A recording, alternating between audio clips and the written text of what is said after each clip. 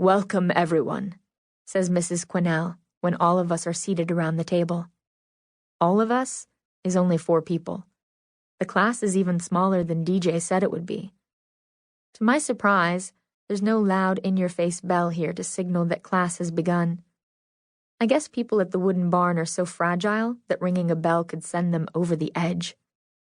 Instead, our teacher glances at the extremely small face of the gold watch on her long wrist and frowns slightly, the way people do when they look at the time.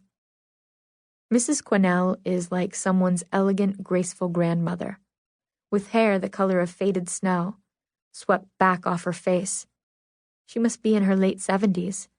She looks up and around at us and says, "I had hoped that everyone would be here promptly at the start of class, but I guess that's not the case. We have a lot of work to do, so I'd like to begin, even with one student absent." I wonder who that student is. Maybe she's new like me and doesn't have a roommate who will get her out of bed and push her into the classroom. She could still be fast asleep right now, wanting everyone to go away, just like I do. "As you are all well aware, this class is called Special Topics in English," Mrs. Quinnell says. "And now I'd like to go around the room and have you all say your names and a few things about yourselves, even if you already know one another. Remember that I don't know any of you, except on paper." The 3 other kids sitting at the oval oak table in this small, bright room include a neatly pressed type of boy with freshly cut black hair and a striped button-down shirt, a beautiful African-American girl with a head of braids with bright little beads at the ends, like optical fibers, and a boy whose face is obstructed by a gray hoodie. Not only is the hood up, but he's got his head resting on his crossed arms, his face turned away from everyone. Suddenly, as if he knows I'm looking, Hoodie Boy turns in my direction. The movement is sharp and surprising, like when one of the giant sea turtles at the zoo suddenly decides to turn its head. Unlike a sea turtle, Hoodie Boy is good-looking, but in a hostile way. You can tell he'd rather be anywhere but here, which is how I feel too, though I hide my feelings better than he does. Detachment is my style, not hostility. Then the boy yanks down his hood, letting loose his long blonde hair. I can imagine him surfing, snowboarding, doing something daring while his hair blows in the wind. So he's one of those people, I think. The reckless kind I've never liked. Reeve never liked that kind either. "The dudes have arrived," Reeve said one day when a few of those boys hulked into the cafeteria together. "They're here to get their recommended daily allowance of dude protein. 8 million grams of raw shark flesh," I said. Now, as I find myself looking at the boy in the hoodie, he gives me a glance that seems to say, "Move along now." Flustered, I look elsewhere, gazing out the window and half expecting to see a lone student hurrying late to our class. Mrs. Quinnell motions to the African-American girl, who sits to her left.